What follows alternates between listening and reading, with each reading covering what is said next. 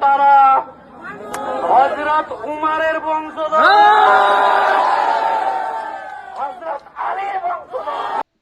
নমস্কার, এই মুহূর্তের বিগ ব্রেকিং নিউজ নিয়ে বন্ধুরা চলে এসেছি।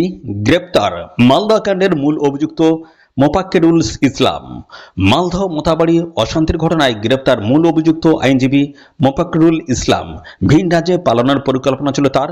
কলকাতা হাইকোর্টের আইনজীবী মোফাক্কেরুল, তো বন্ধুরা তিনি কিন্তু দেখতে পাচ্ছেন হাইকোর্টের কলকাতা হাইকোর্টের আইনজীবী, কিন্তু তার উস্কানিমূলক বক্তব্যের কারণে কিন্তু মালদা যে মোথাবাড়ি সেটা কিন্তু অশান্ত হয়েছিল।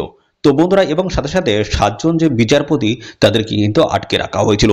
তো আজকে আমি জানাবো এই ভিডিওতে তো তিনি কোথায় পালানোর চেষ্টা করেছিলেন এবং পাশাপাশি কোথা থেকে তাকে ধরে নিয়ে আসা হয়েছে এবং কি অফিসিয়াল আপডেট উঠে এসেছে সমস্তটা পরপর কিন্তু আমি এই ভিডিওতে জানাবো। তো ভিডিওটি একদম স্কিপ নয়, প্রথম থেকে শেষ পর্যন্ত দেখো।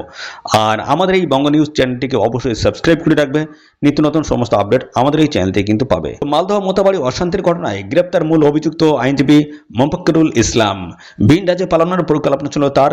কলকাতা হাইকোর্টের আইনজীবী মোফাক্কেরুল সূত্র থেকে জানা গিয়েছে, শুক্রবার সকালে বাগডোগরা বিমানবন্দর থেকে গ্রেপ্তার করা হয় তাকে। বাগডোগরা বিমানবন্দর থেকে বেঙ্গালুরু পালানোর চেষ্টা করেছিলেন মোফাক্কেরুল। তো দেখতে পাচ্ছেন এখানে তিনি কিন্তু বাগডোগরা বিমানবন্দর থেকে তাকে কিন্তু গ্রেপ্তার করা হয়েছে। তিনি কিন্তু বেঙ্গালুরুতে কিন্তু পালানোর চেষ্টা করেছিলেন। তো মোবাইল ফোনের সূত্র ধরেই তাকে বিমানবন্দর থেকে গ্রেপ্তার করা হয়। বাগডোগরা থানায় নিয়ে গিয়ে অভিযুক্তকে জিজ্ঞাসাবাদ শুরু করেছে পুলিশ। এই ঘটনায় তদন্তভার দেওয়া হয়েছে এনআইএ কে। ইতিমধ্যে মালদহতে এসে পৌঁছেছে এনআইএ এর আধিকারিকরা। তো বন্ধুরা, চ্যানেলে যদি নতুন হয়ে থাকো অবশ্যই এক্ষুনি চ্যানেলটিকে সাবস্ক্রাইব করে রাখো, নিত্য নতুন সমস্ত নিউজগুলো কিন্তু আমাদের এই চ্যানেল থেকে তোমরা পাবে। বুধবার সুজাপুরে 12 নম্বর জাতীয় সড়ক অবরোধ এবং মোথাবাড়িতে অবরোধের জেরে এনআইএ এর কাছে যুক্ত 7 বিচারককে আটকে রাখে অভিযুক্তরা। পরে এই নিয়ে উত্তাল হয়ে পড়ে সমগ্র এলাকা, যার আজ ছড়িয়ে পড়ে বাংলা থেকে দিল্লিতেও। ফলে এই ঘটনার জন্য অশান্তি ছড়ানো ও উস্কানি দেওয়ার অভিযোগে 18 জনকে গ্রেপ্তার করে পুলিশ। তার মধ্যে রয়েছে ওই বিধানসভার আইএসএফ প্রার্থী মৌলানা শাহজাহান আলীও।